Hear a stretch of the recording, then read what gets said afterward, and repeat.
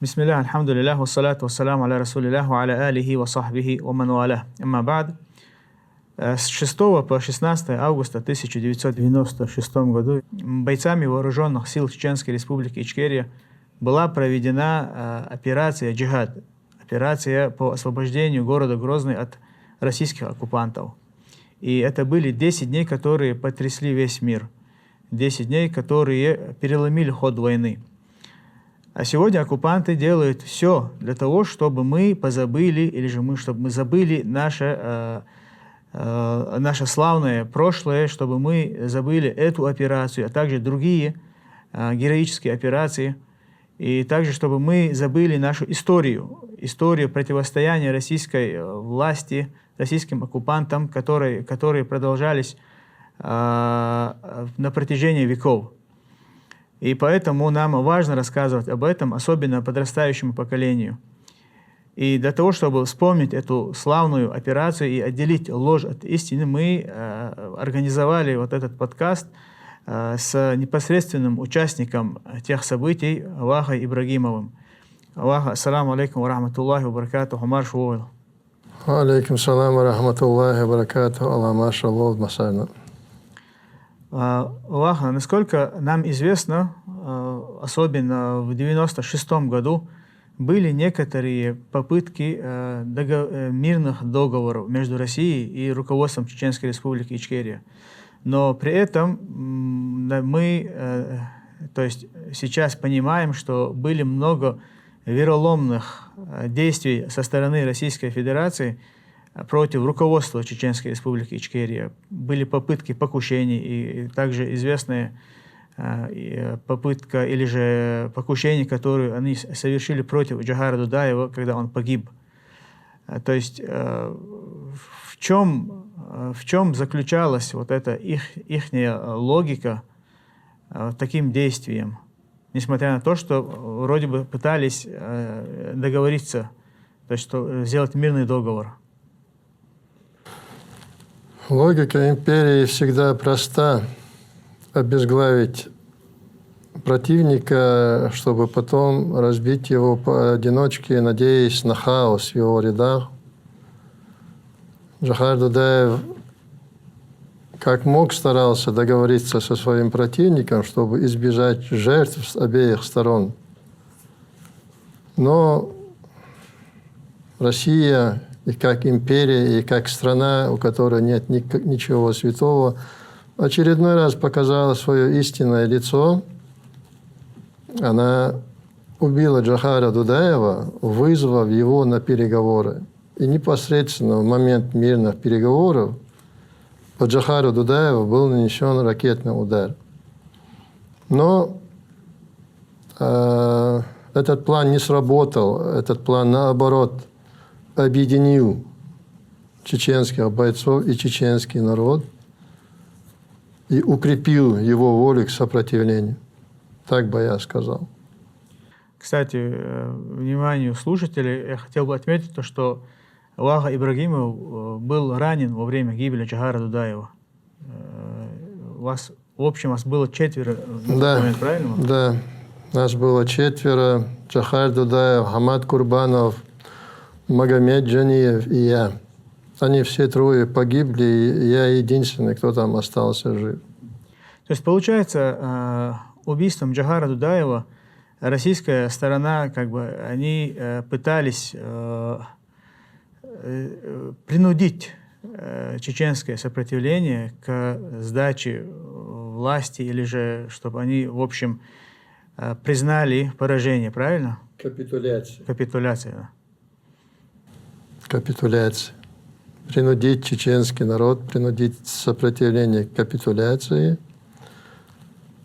чтобы мы очередной раз стали в российское стойло, чтобы потом они нас, как сегодня, отправляли бы на Украину и куда угодно. Мы не соглашались, вот и все. Операция «Джихад», по плану кого была она проведена? То есть кто разрабатывал план этой операции? Ну, здесь надо нам немножко вернуться назад хотя бы на полгода, потому что еще в бытность Джохара Дудаева в марте 1996 года, ровно за 5 месяцев до операции «Джихад», которая началась, как мы знаем, 6 августа, 6 марта того же года в Грозном была проведена, можно сказать, генеральная репетиция этой операции, которую разрабатывал лично Джохар Дудаев, Ваха Арсанов, Хамзат Гилаев и другие очень известные наши командиры.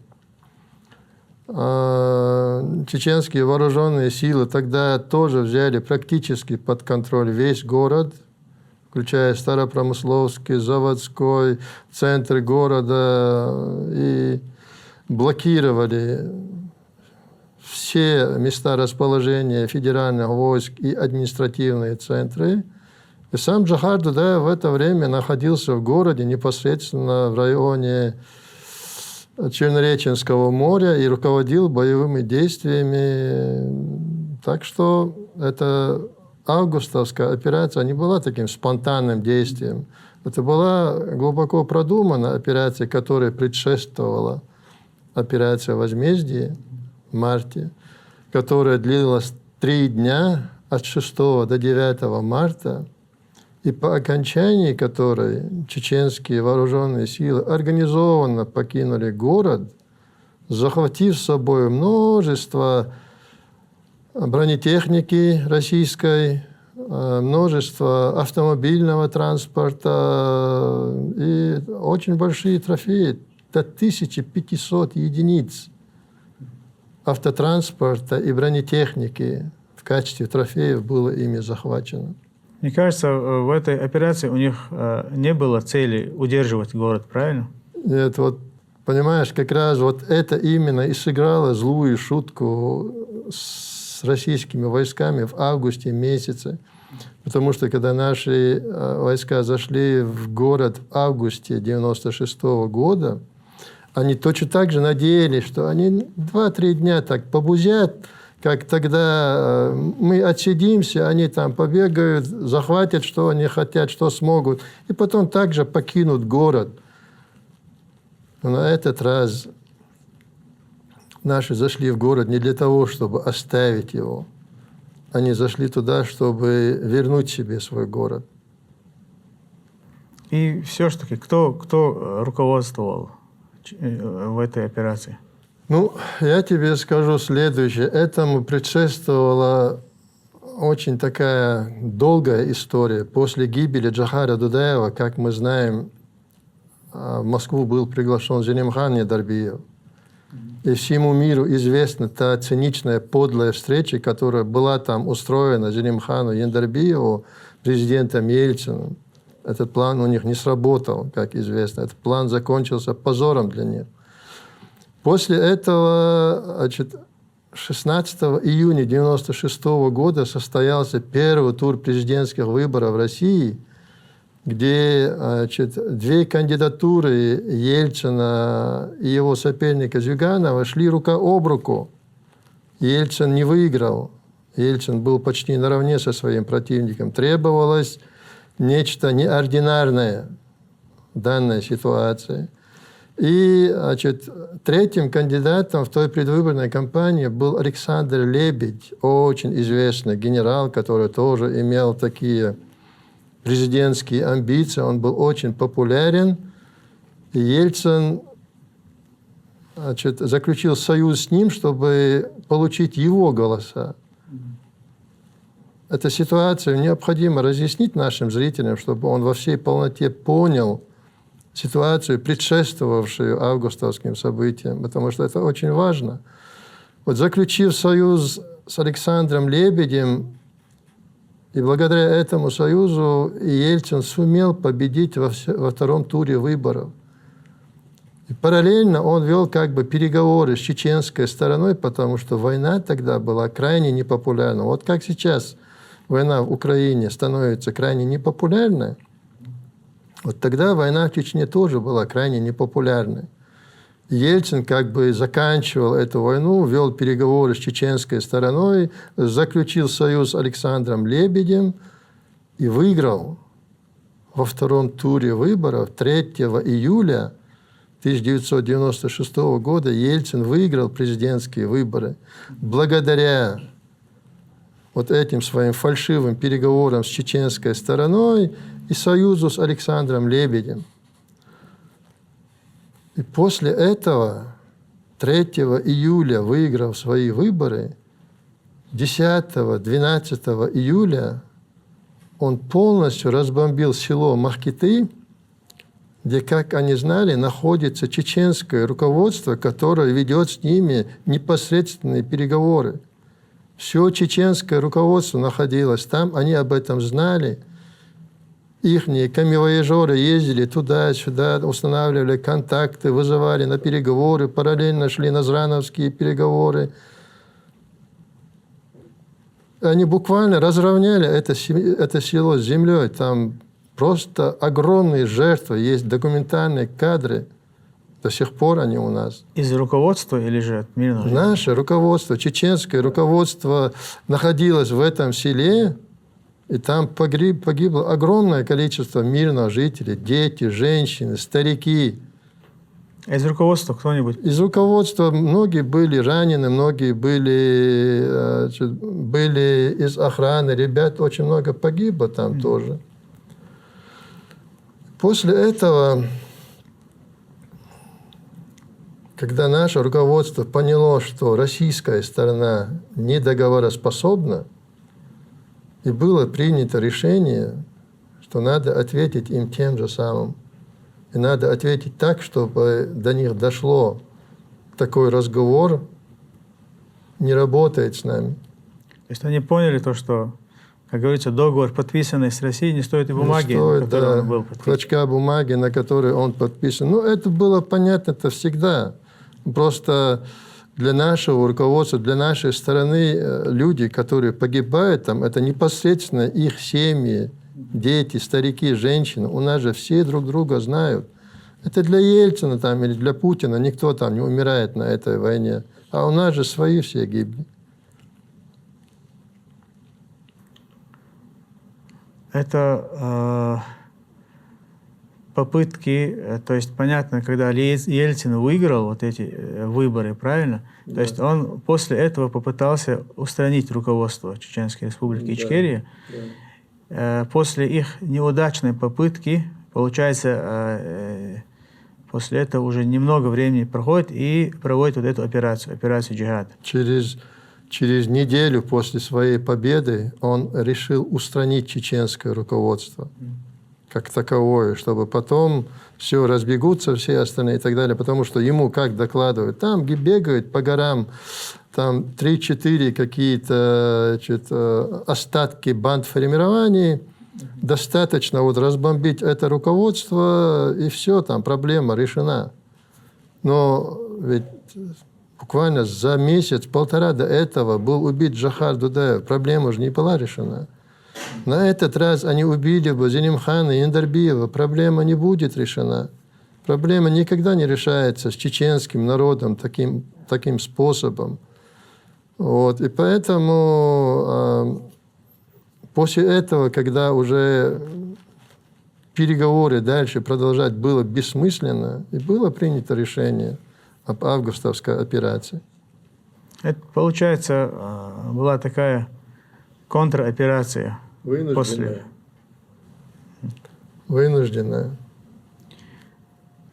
Но кто разрабатывал все-таки план операции «Джихад»?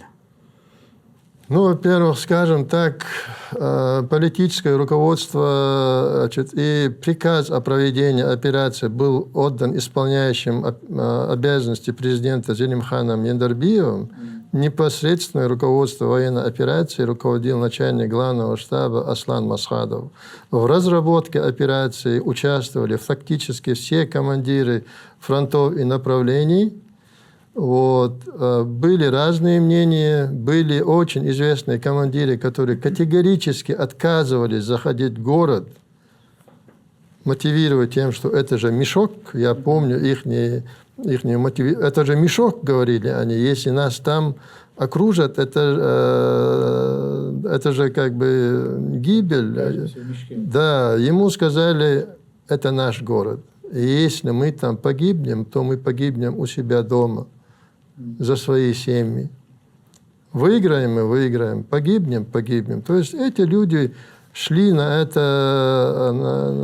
эту операцию готовые к тому, чтобы отдать свои жизни там. Когда начиналась вот эта операция, ты был в курсе этой операции? Конечно, я был в курсе. Какой чеченец не был в курсе? Я находился тогда, после ранения, я находился за границей. Мы осуществляли внешнеполитическую деятельность. Нас было 3 человека, которые отвечали. Я отвечал за политическое направление, мой товарищ один за финансовое, 3 за организационное направление. Такой триумвират у нас был за границей. Вот и как только началась эта операция, я приехал домой. И рядом с Желимханом Индрабиевым я продолжил ту же работу, которую я вел с Джахаром Дудаевым. Именно когда началась операция «Джихад». Советником? Да, в том же качестве. И были у тебя домыслы или же то, что вот эта операция может провалиться, что она может быть неуспешной? Были такие мысли? Когда мы говорим, должны ли мы обязательно победить, я думаю, такой вопрос вообще не должен стоять. Победа, она, если Всевышний нам даст победу, то мы победим. Если мы проиграем эту битву или отдадим своей жизни на нее, то мы же, как верующие люди, знаем, что вознаграждение все равно будет. Понимаешь? Да, победа или рай.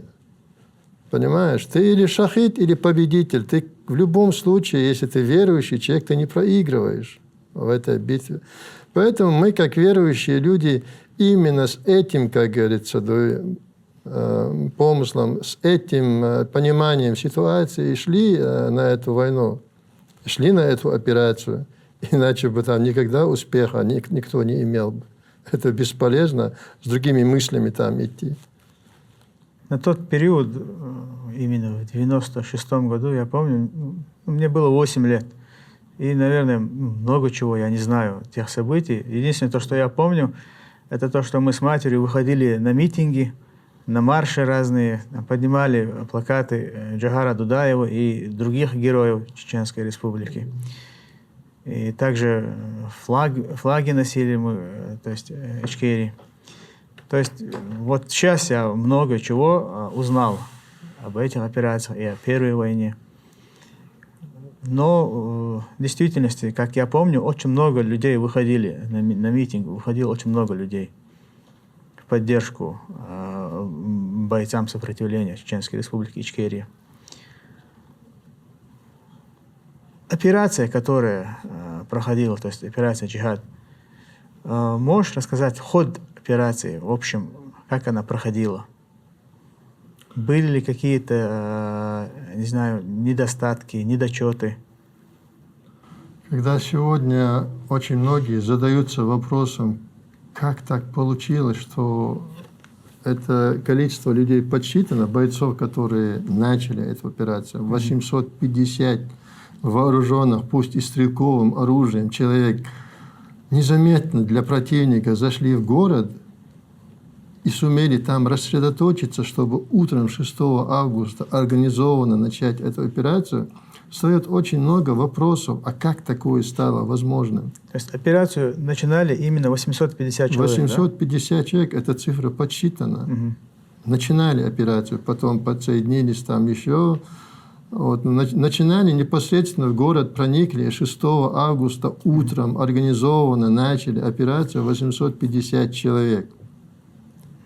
Перед тем, как 6 августа утром начать эту операцию, они же должны были зайти там и рассредоточиться. Естественно, там была и разведка. Разумеется, там была и разведка, вражеская разведка, что же работает. 40-тысячная группировка российских войск рассредоточена, там квадратного метра нету, который как бы не контролируется им. Как стало возможно, чтобы это все зашли? незадолго перед этим к нам приехала делегация из Государственной Думы России. Там были несколько депутатов, которые как бы старались закончить войну, выступали очень активно против. Там, вот, я непосредственно, значит, имел дело с Константином Боровым, еще одним, не суть важно сейчас называть его фамилию, может, он не хочет быть названным, но один из них был Константин Боровой, и значит, в беседе, тогда еще Джохар Дудаев был жил, он спрашивает, а как можно говорить? Ну, как ваши бойцы передвигаются днем, как они передвигаются ночью и так далее. Самое интересное было в том, что ночью федеральные войска не контролировали ничего.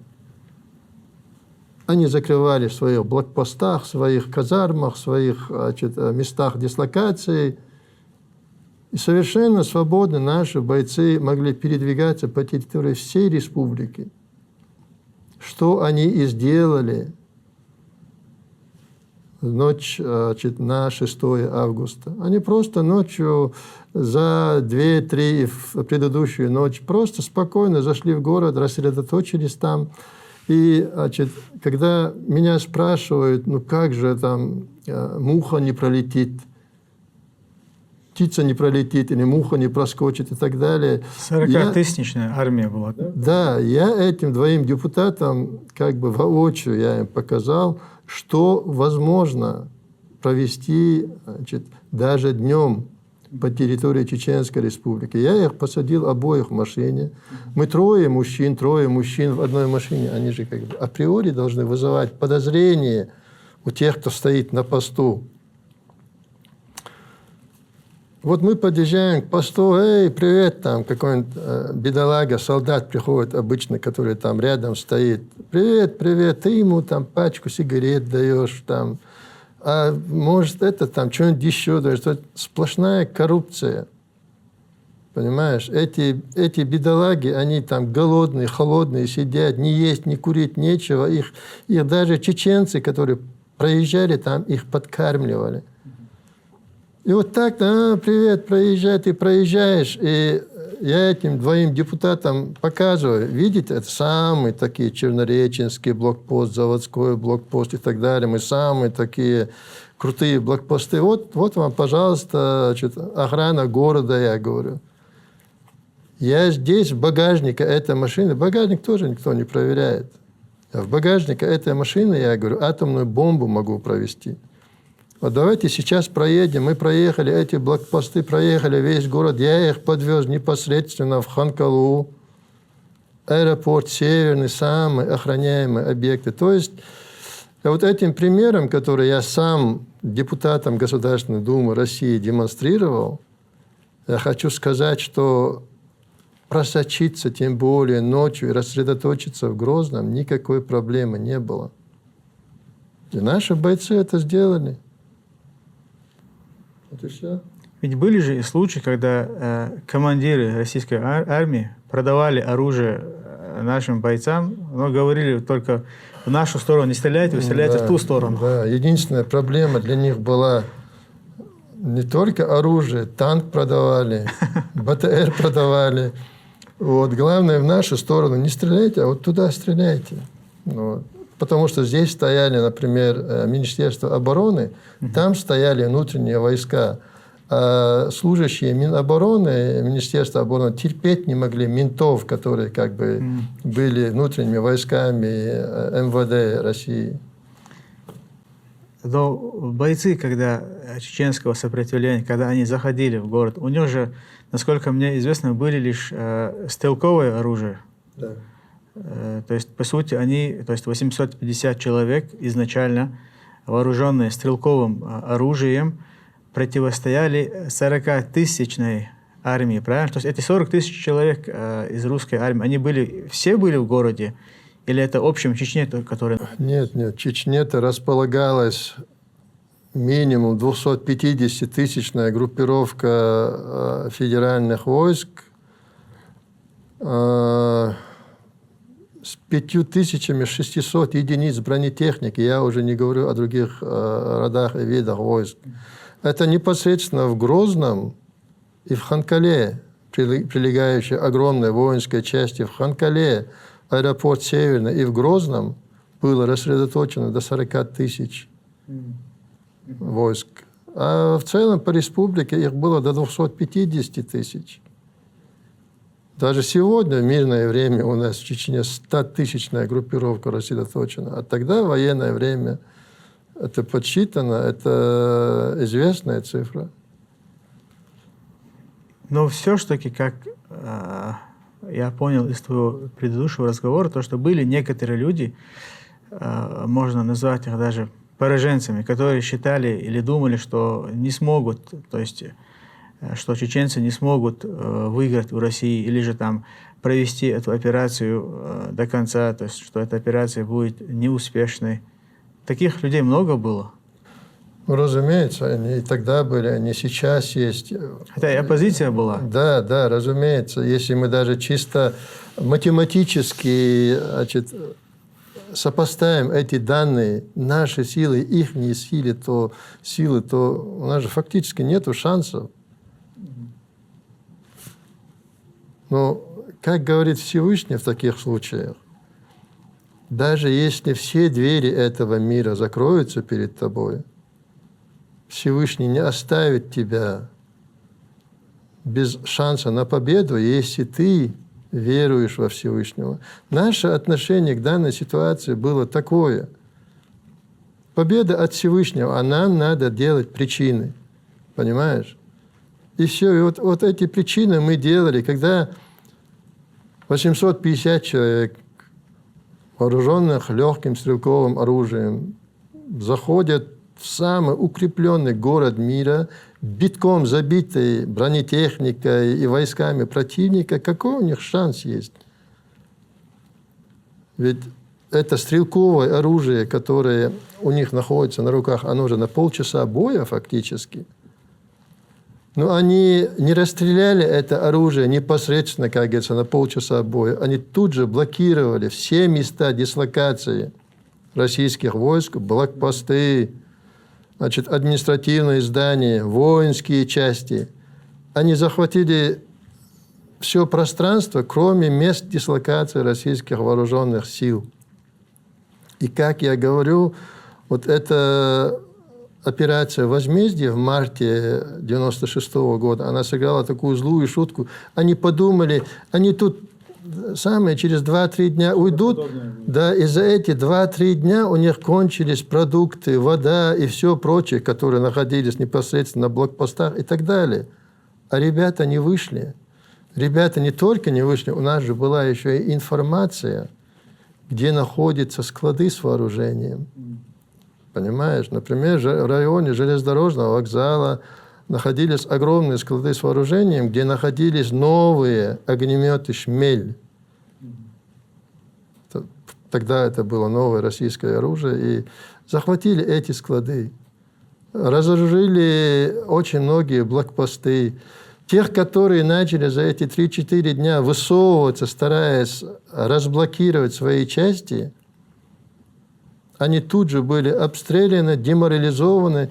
И вот так уже захватывая раз за разом оружие, или покупая, или захватывая, у нас появилось оружие, которого у нас никогда не было. И чем больше оружия появилось, тем больше появлялась мотивация. И после того, как уже наши бойцы почувствовали вкус к победе, уже не было силы, которая могла бы их из этого города вывести. Именно это и почувствовали руководители, командиры российских федеральных сил, за исключением некоторых, которые готовы были разбомбить все. Почувствовали люди, что если сейчас не разблокировать места дислокации российских вооруженных сил, то десятки тысяч пленных будут уже у чеченской стороны, понимаешь? И задача Лебедя была именно в этом – приехать и разблокировать свои заблокированные, потому что без еды, без воды, без пропитания, без ничего, вопят о помощи, просят о помощи. Понимаешь? Потому что наши не брали количеством, наши брали умением. Вот когда со стороны Ханкалы или со стороны аэропорта Северного параллельно двумя колоннами в город на разблокирование своих частей втягиваются две колонны, между ними заходили наши бойцы, резко открывали огонь обе стороны, потом резко оттуда уходили, и эти две колонны долбили друг друга, пока они полностью не уничтожали друг друга. Понимаешь? Потому что между войсками, например, Министерства обороны и внутренних дел не было никакой координации. Даже связи не было. И все. Так что здесь воевали не числом, а умением.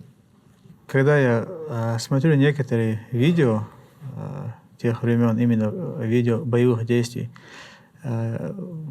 очень часто замечаю, как многие полагаются на Аллаха Субхану Тааля, то есть, которые утверждают, эту победу нам даст Аллах Субхану Тааля. То есть они не полагались на свои силы. Да, делали причины, как ты указал уже, делали причины, но полагались на Аллаха Субхану Тааля, то есть веру в Аллаха Субхану Тааля.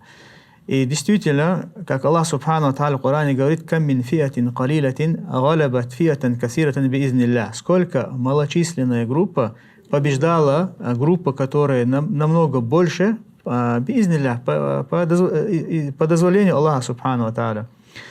И когда мы обычно рассказываем то, что Аллах дает победу малочисленным группам, мы же в основе приводим из сиры пророка, алейхиссалату вассалям, когда 315 мусульман выиграли у мушриков, которых было больше 1000 человек при Бадре, потом при Ухуде, потом даже самое такое большое войско, когда было у врагов мусульман, это Газва Му'та, то есть сражение при Му'та, когда было 200 тысяч неверующих, и им противостояли 3000 мусульман, то есть выиграли они.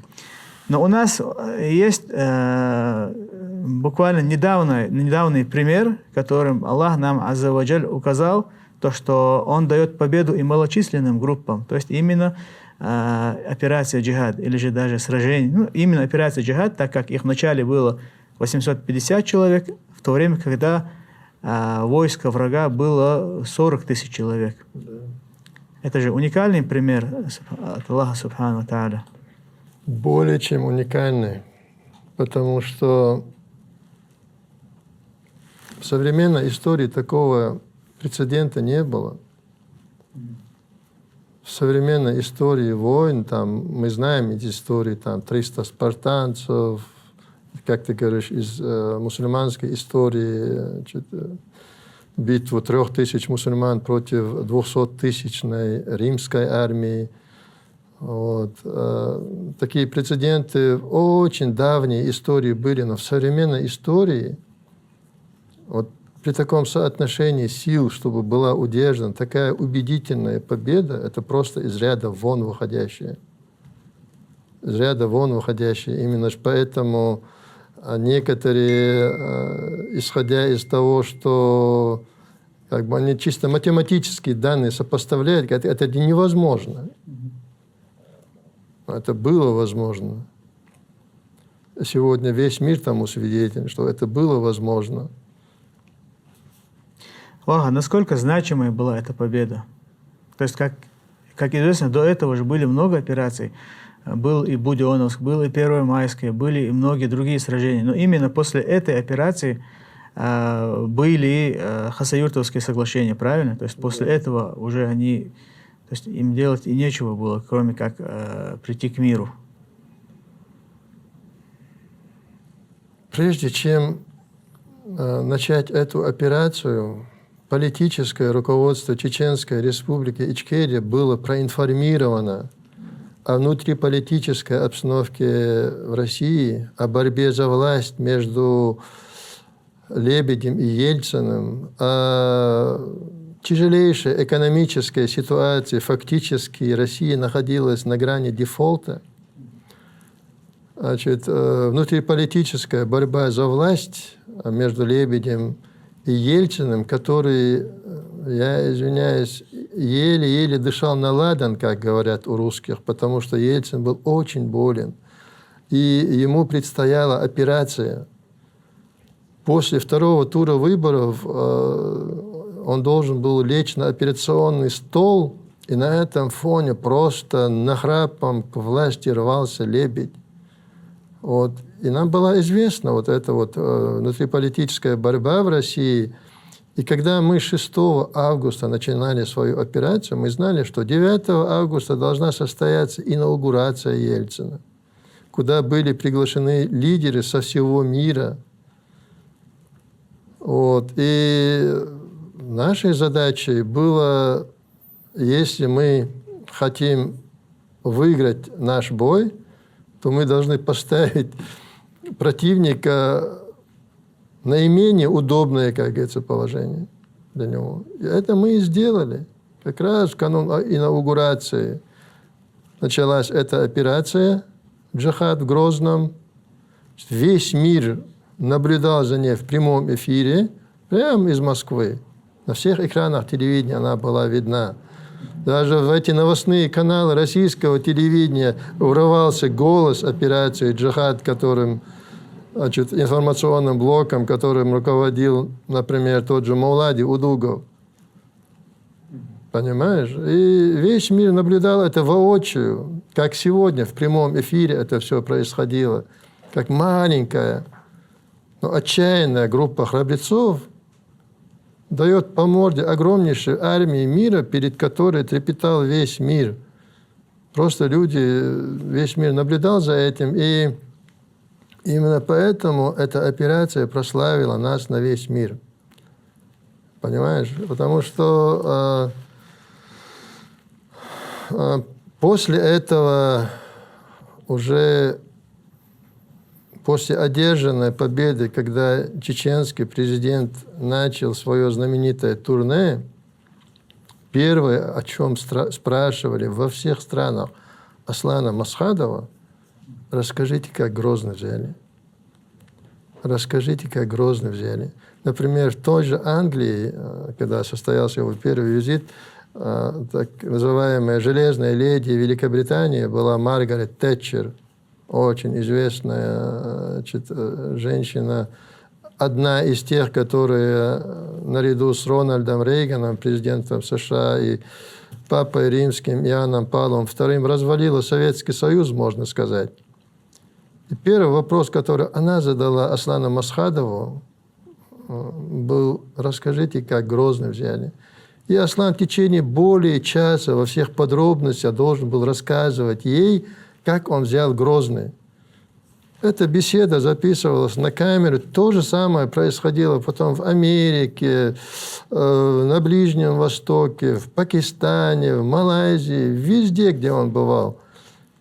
И во всех военных академиях этого мира сегодня операция «Джихад» изучается как эталон, как чудо военного искусства, которое стало возможным в конце 20 века.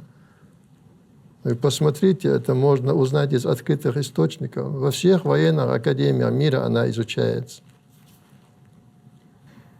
Существует версия о том, что освобождение города Грозного, или же операция «Джихад», это был такой договор между российским руководством и руководством Чеченской Республики Ичкерия. То есть практически город был просто так сдан российской властью. И это сегодня действительно российская пропаганда очень сильно даже как бы пытаются именно таким образом дискредитировать эту победу нашего народа. Да. Отвечать на этот вопрос можно было бы сказать: себя не уважать.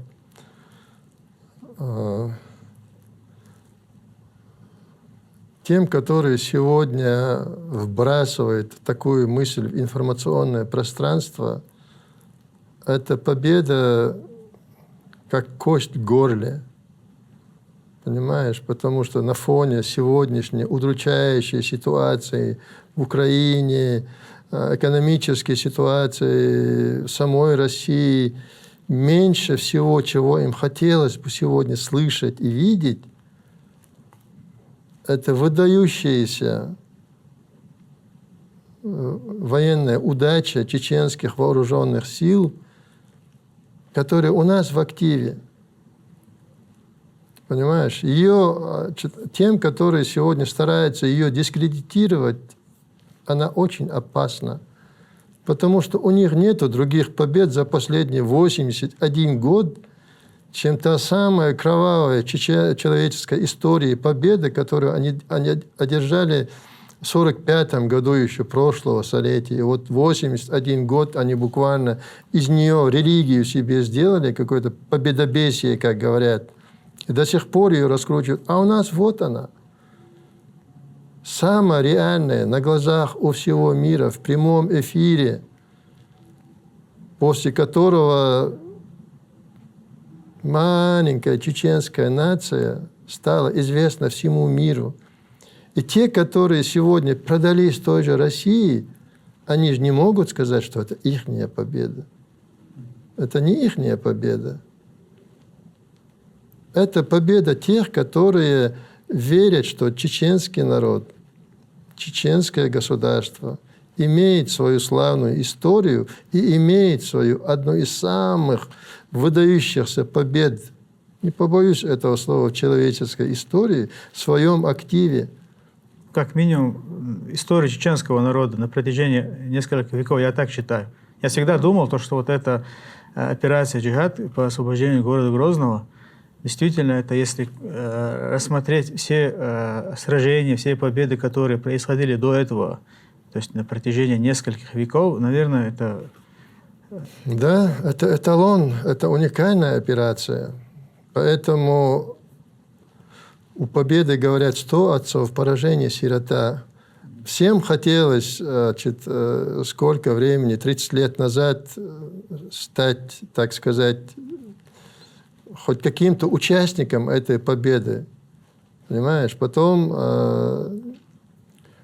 даже те, которые тогда еще находились в оппозиции, у которых были пораженческие настроения, они были настолько воодушевлены вот этой победой, что всем хотелось тогда называть себя чеченцами. Это с тех пор пошло. Ты скажи, что я чеченец, что ты чеченец. Это сработает во всем мире, как бы такой сленг, что ли, мем стал. Ты скажи, что ты чеченец, это тебе поможет.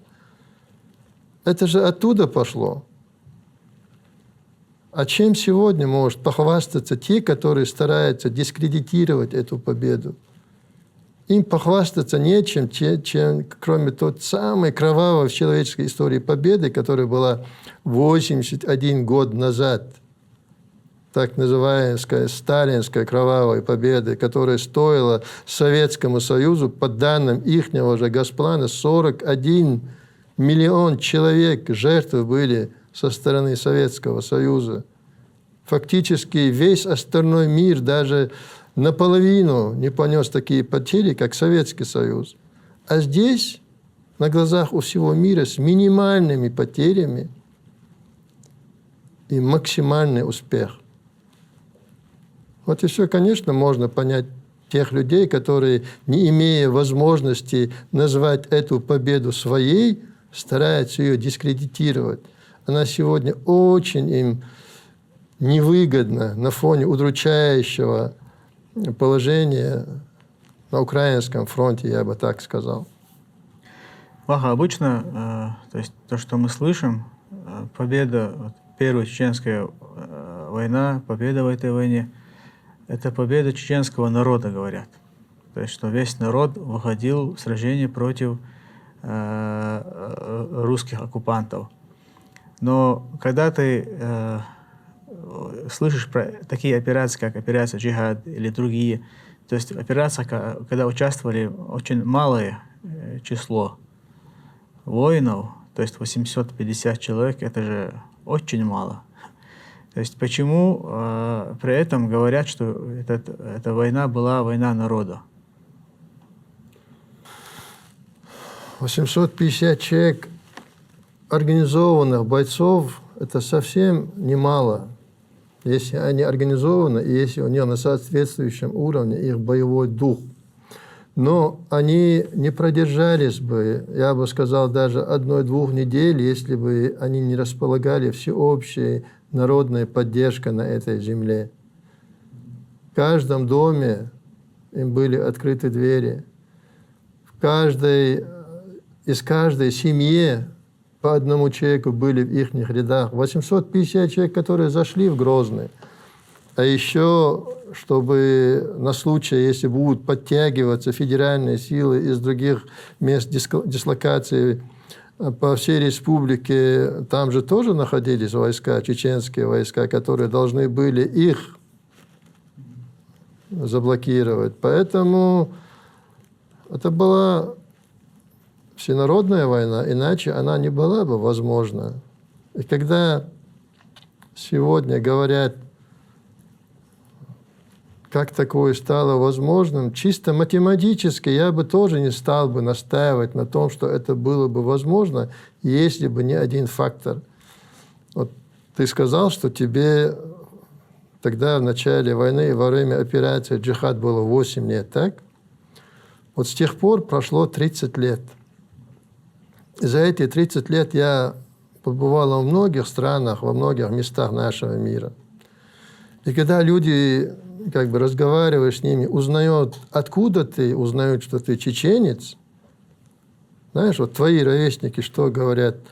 Ты знаешь, говорит, наши родители тогда, 30 лет назад, клянусь Аллахом, говорят, они нас будили, всех нас, детей 8, 9, 10-летнего возраста, на утренний намаз и заставляли делать дуа за победу чеченских муджахидов, когда у вас там в Грозном происходили эти события.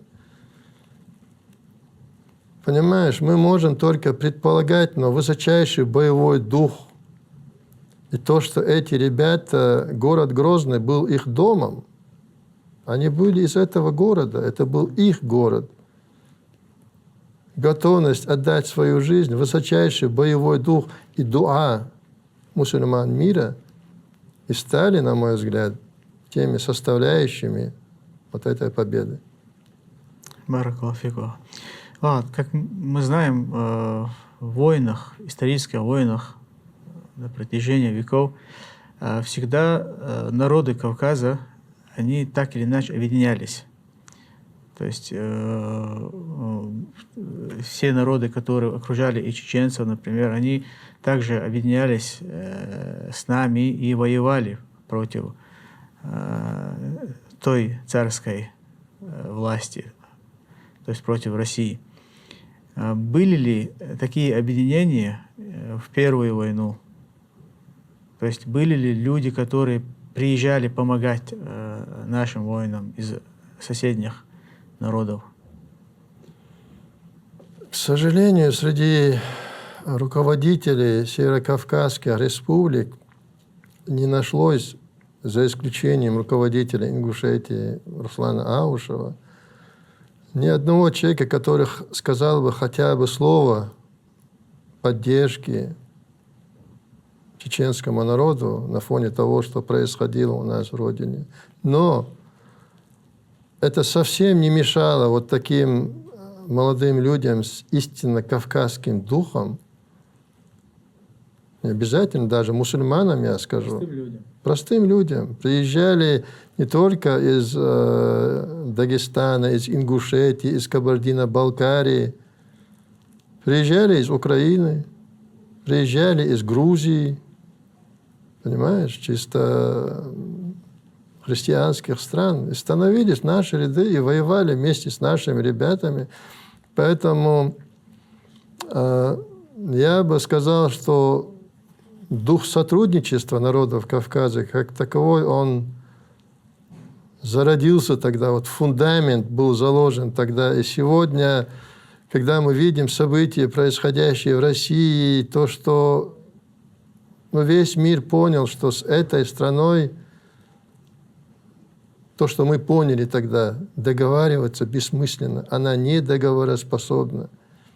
Потому что имперская система – это хищник. Хищнику всегда нужна кровь. Хищнику мир противопоказан. Поэтому договариваться с хищником, что он станет каким-то травоядным, это бессмысленно. И сегодня весь мир это понял. А то, что нам надо понять, это, я бы сказал, если мы сегодня не поймем, мы этого никогда не поймем. Нам надо понять, что мы никогда никому ничего не навязывали. С войнами на их территории не шли, земли захватывать не старались. Мы старались на нашей земле жить по нашим законам, спущенным нам Всевышним еще со времен первого человека на этой земле. И закрепленным последним пророком и посланником Аллаха, нашим пророком, саллаллаху алейхи вассалам. Мы старались по этим законам жить на этой земле. И в этом плане России нечего нам предложить. Но что Россия может нам предложить? Она нам может предложить только войну, только разврат,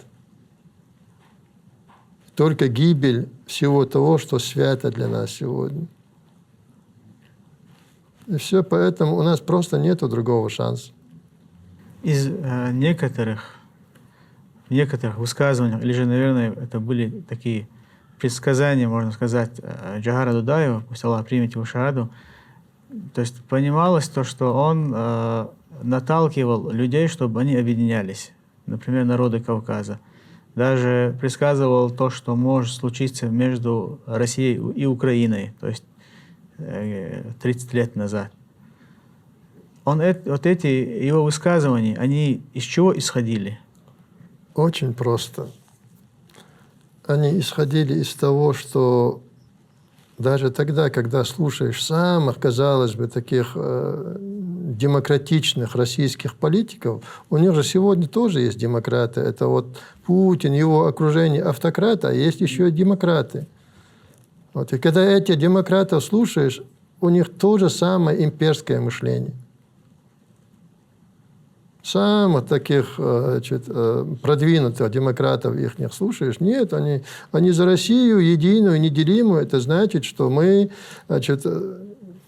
они должны быть там старшим братом, а мы, народы Кавказа и так далее, мы должны быть младшими братьями. То есть русский народ, он будет в этой империи государственно образующий народ, а мы должны быть как бы на побегушках. Слушайте, а чего ради, что у вас есть нам предложить? Если вы старший брат, научи меня, как мне жить. Что у тебя есть мне предложить, кроме Ваня, водка, гармонь и лосось, как говорится? То есть ценностей у них нету, потому что у них у самих нету никаких ценностей, чтобы нам предложить. Но у нас есть ценности. И сохранить эти ценности – наша задача. И когда Джохар Дудаев слушал самых продвинутых тогда политиков, Собчак, Лужков, самые записные такие, то о чем они говорили? Они говорили, что Севастополь – это русский город, Крым – это российская территория, там, Украина, у них своей территории вообще нету. То есть их слушаешь и знаешь, что если сегодняшних этих самых отпетых, скажем так, ястребов российских, убрать, и вместо них придут вот эти записные демократы, значит, Украину ждет та же самая война, которую сегодня мы видим. Представь себе, если бы в той войне, в которой мы одержали победу, одни из всех кавказских народов против России, рядом с нами стояла бы Грузия, Дагестан, Ингушетия, Кабарда-Балкария, Осетия. Это же была бы сила. Никогда Россия даже близко вторгнуться не посмела бы, если бы мы были все как один. Но этого не случилось тогда, но дай Бог, чтобы случилось сегодня. На самом деле мы вот сегодня наблюдаем вот эту деградацию народов Кавказа, которые желают там, не знаю, какую-то дружбу с Россией, или же там быть под или же быть в составе России. То есть ничего хорошего я лично не вижу. Это значит, что у этих народов нет будущего. У России нет будущего. Ни у одной империи нет будущего. И у народов, которые будут связывать себя с этой империей, тоже не будет будущего, потому что они отказываются от своих ценностей, отказываясь от своих ценностей, я имею в виду хотя бы кавказские народы, меняют их, я не знаю, на похлебку российскую. И в этом плане это все равно, что променять Божий дар на яичницу, как говорится. Будущего нету. Могут, пожалуйста. Наверное, самый такой хороший пример – это Татарстан и Башкирия. Да, да. Уже ничего не осталось от этих народов в смысле национальных ценностей. Возможно, у них сохранились какие-то народные праздники, но это максимум, то, что Да, у них да. осталось. Бутафория сохранилась. Не хочу их оскорбить ни в коем случае, но только такие вкрапления чисто национального духа в некоторых личностях у них сохранились, но в общенациональном смысле выхолощено все, я бы сказал. Я думаю, нашим народам по-любому есть над чем задуматься. Иншаллах. Именно с этой операцией «Джихад», какие выводы лично ты сам сделал, или какие мы можем от этого сегодня получить пользу? То есть какие пользы мы можем от этого извлечь? Это наша победа. Это победа чеченского народа. И от каждого чеченца зависит, хочешь ты быть победителем или ты хочешь быть проигравшим. Потому что если ты на этой стороне, у тебя есть победа, в любом случае, даже если ты победил или даже если ты погиб на этом пути. Но на той стороне, даже если ты погиб и даже если ты победил, у тебя победы нету. Проигрыш только. И на этой земле, и на том свете, если ты на той стороне. Поэтому это наша победа, это победа чеченского народа, которая сделала нас известными на весь мир. Не эти тикток-войска, которые в составе российской армии под командованием вчерашних лейтенантов, которые терроризировали, убивали твой народ, вторглись в Украину, не эти войска прославили чеченский народ на весь мир, а именно вот эта победа, эти ребята. Войско Иисуса. Да, войско Иисуса не прославит нас. Вот. А именно эти ребята прославили. Поэтому хотите иметь в активе вот такую победу, великую победу, и перед лицом всего мира, и перед лицом Всевышнего, пожалуйста, берите ее. Мы ценой своей крови, ценой жертв этой победы достигли. Пожалуйста, берите ее. Если хотите. Если не хотите, то это ваша проблема. Тогда у вас будут другие победы, в кавычках, и другие поражения. Но вот такой победы никогда не будет. Ты веришь в успех нынешнего сопротивления? Аллахе, я бы сказал, если бы я в это не верил бы, со стопроцентной убежденностью, я бы сюда не пришел бы. Потому что я вижу ребят, которые растут сегодня.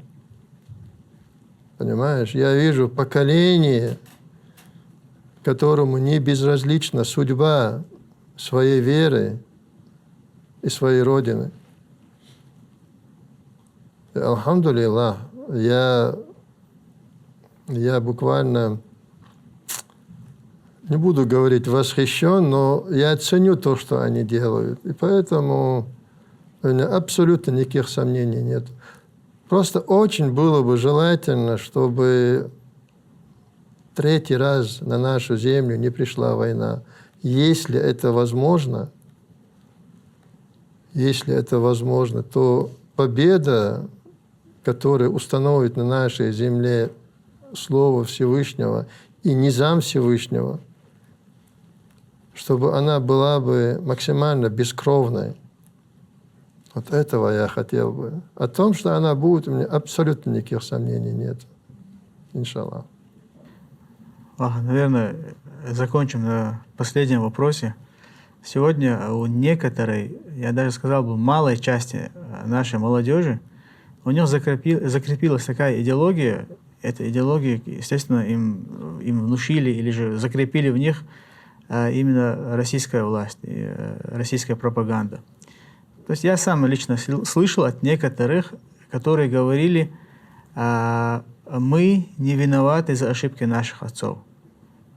То есть все сражения, которые проходили, которые были до этих дней, можно сказать, сражения против российской власти, начиная там с нескольких веков назад, они считают это ошибкой наших отцов. То есть они если следовать этой логике, то как бы сражаться на пути Всевышнего – это ошибки ихних отцов, так надо понимать. Да, то есть, как я понял, то, что сегодня вот эти пехотинцы, как они себя называют, пехотинцы Путина, то, что они сделали, то есть они уже правильно поступили. То есть до этого ихние отцы ошибались, когда они сопротивлялись российской власти. Понятно. Понятно. Твой вопрос напомнил мне один случай, ставший довольно известным в Европе. Один молодой человек, где-то активный участник какой-то дискотеки, с кем-то там сильно поспорил, и потом, выйдя на улицу, у них завязалась драка, не буду говорить, с какой-то национальности, мусульманской тоже национальности. После этого собрались старики из той и с другой стороны, уладили конфликт между собой и как бы разошлись. И когда они расходились, один из наших чеченских стариков попрекнул своего этого молодого человека, который в этой дискотеке, значит, завязал конфликт, у которого драка была с другой национальностью. Он говорит, если бы ты, говорит, хотя бы вот шел бы откуда-то из мечети, а не из дискотеки, нам было бы легче бы говорить с этими нашими братьями, мусульманами. И знаешь, что им этот молодой человек ответил? И знаешь, дядя, сказал он, у каждого своя дорога. У одного в мечеть, у другого в дискотеку. Поэтому у каждого своя дорога. У одного в мечеть. Одни стараются сражаться и сражаются, и бывают убиты на пути Всевышнего, а другие могут отдавать свою жизнь где-то в пьяных драках на дискотеке. Поэтому тем, которые стараются нас упрекнуть в том, что мы ошибались, им надо поискать себе других безошибочных отцов. Они их найдут, вон, как говорится, уже вот с такими белыми бородами, значит, аплодируют, сидят и так далее. Да. Но, как нам говорит наша религия, им их вера, нам наша вера. Алхамдулиллах. Барак Аллах фик. Пусть Аллах будет доволен тобой. Аллах рейсху, Аллах дикан спихом был. И в завершение нашего подкаста хотел бы, чтобы ты в конце сказал бы пару слов нашим слушателям. Ну, в основном, все, что я хотел сказать, я уже сказал. Хочу сказать только одно. Когда Всевышний создавал первого человека на этой земле, Он его создал со свободой воли, со свободой выбора, со свободой передвижения. И Он ему дал первый язык, как его первый закон, как его религию, чтобы он, вот придерживаясь этой религии, шел по этой земле до судного дня. И последний пророк из 120 тысяч пророков, которых Всевышний, представь себе его терпение, не спасал на эту землю, последний пророк, печать всех пророков, подтвердил это слово, эту религию Всевышнего. Поэтому молодежи, которая сегодня раз встала и выбирает какой-нибудь путь, я бы сказал, не ошибитесь в выборе. Аллахи, когда Всевышний обозначил прямой путь, и ты всего лишь на маленькую тропинку отклонишься от этого пути, ты заблудишься потом и можешь никогда снова на этот путь не стать. И так твоя вся жизнь пройдет в заблуждении, где-то в дебрях. Поэтому не заблудитесь, не ошибитесь в выборах. Правильно, выбор – это основа основ. Аллах рисован, баракаллах фик. На этом завершим, иншаллах, сегодняшний наш подкаст. Субханак Аллаху бихамдик, ашхаду ан ла илляха илля анта, астагфирука ва атубу илейк, вальхамдулиллахи раббил аламин. Вассаламу алейкум ва рахматуллахи ва баракатух. Алейкум салам ва рахматуллахи ва баракатух.